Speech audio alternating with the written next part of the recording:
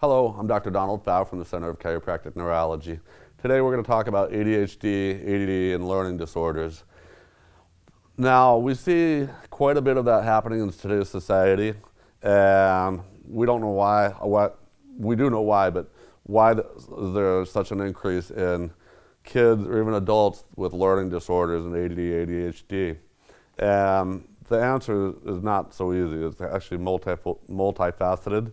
For example, some of the ADHD could be the increase in the sugars that kids are eating these days. But I like to take it a step further and say, well, are their eyes working right? Is their brain functioning right? Are they being restricted? Because sometimes, especially boys, which need to move around a lot, are they being restricted from movement?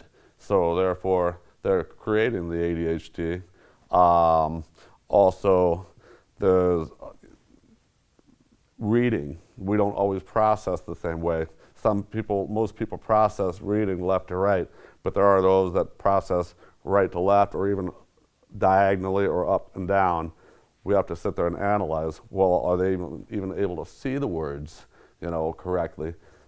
Can we sit there and find out, is it a reading issue or is it their learning style? That's a huge one we see out there. It's roughly, 20% of kids are now on ADHD medication when it's actually their learning style that is prohibiting them from learning the way the public school system or school systems are teaching them. For example, 12% are auditory and 8% are kinesthetic. But our school systems are set up more to teach visual kids, the other 80%.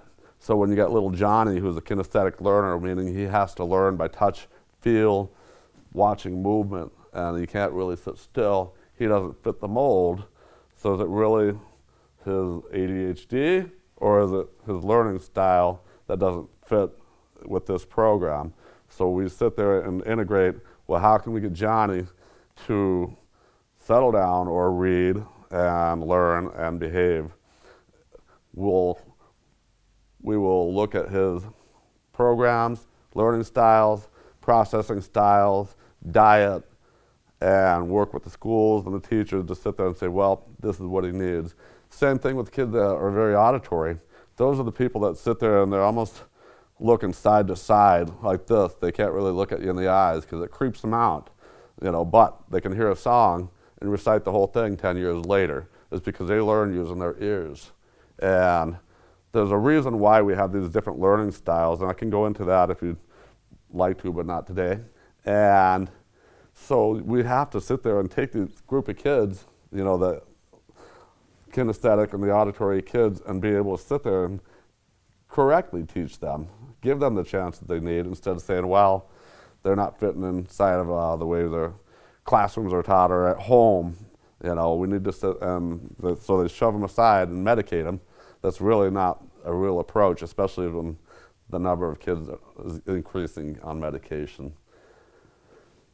If you know someone who is suffering from this condition, please share this video. Feel free to give us a call at 608-370-7328 and we can answer your questions.